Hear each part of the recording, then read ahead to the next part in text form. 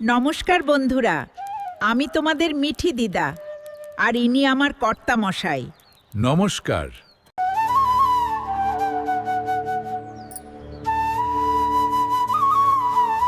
আজ আমি বানাবো তোমাদের দাদুর জন্য ভেজ পাকোড়া।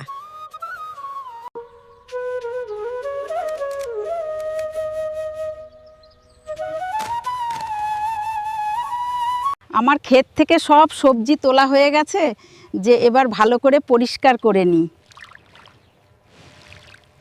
কি গো গিন্নি, তোমার পকোড়া কত দূরটা?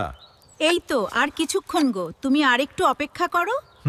ঠিক আছে, তুমি পাকোড়া তৈরি করতে থাকো, আমি একটু ঘুরে আসি। সাবধানে কাজ করো কিন্তু।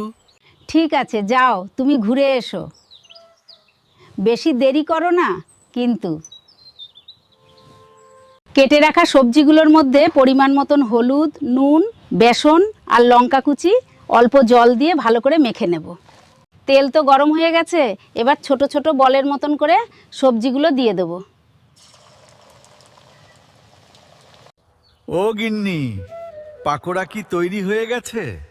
আহ, কি সুন্দর গন্ধ বার হচ্ছে। হ্যাঁ, হয়ে গেছে, আর একটু অপেক্ষা করো। পাকোড়ার সাথে চা হলে গিন্নি আরো জমে যেত। তাহলে চা আজ তুমি বানাও। আচ্ছা, ঠিক আছে। নাও গিন্নি, চা রেডি, তুমি এখন গান করো, আমি একটু শুনি। আমার সোনার বাংলা, আমি তোমায় ভালোবাসি। ওগো, শুনছো? তুমি উঠোনে গিয়ে বসো, আমি চা পাকোড়া নিয়ে আসছি।